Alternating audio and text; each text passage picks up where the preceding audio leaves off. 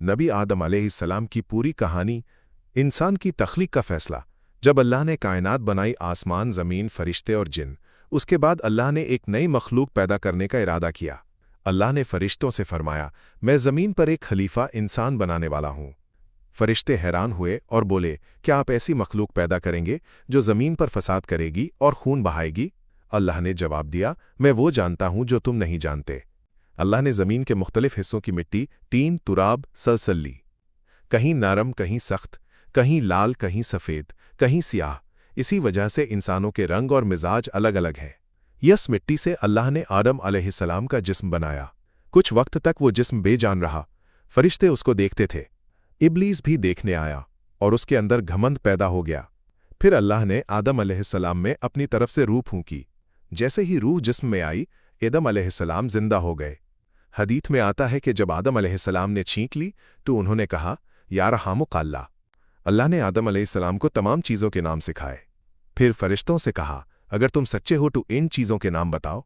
फरिश्ते बोले, हमें वही इल्म है जो आपने दिया। फिर आदम अलैहिस्सलाम ने सब नाम बता दिए। इससे पता चला कि इल्म इंसान की सबसे बड़ी ताकत है। अल्लाह ने फरिश्तों को हुक्म दिया, आदम को सजदा करो। सब फरिश्ते सजदे में गिर गए, मगर इब्लीस ने माना कर दिया।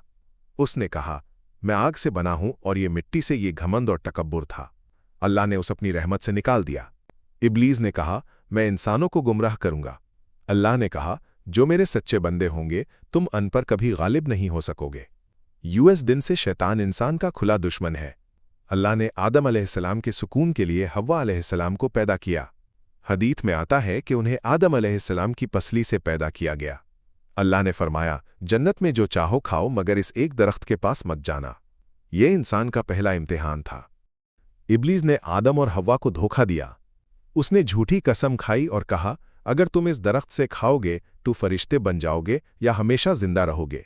दोनों से भूल हो गई और उन्होंने दरख्त का फल खा लिया। जब उन्हें अपनी गलती का एहसास हुआ तो वो रो पड़े। उन्होंने दुआ की, रब्बना ज़लमना अंफुसना व इल्लाम तग़फिर लना व तरहमना लनाकुनन्ना मिनल खासिरीन। ए रब, हमने अपने आप पर जुल्म किया। अगर तू ह्यूम माफ ना करे और हम पर रहमत ना करे तो हम नुकसान उठाने वालों में हो जाएंगे। अल्लाह ने उनकी तौबा कबूल कर ली। अल्लाह ने फरमाया कि अब तुम ज़मीन पर जाओ।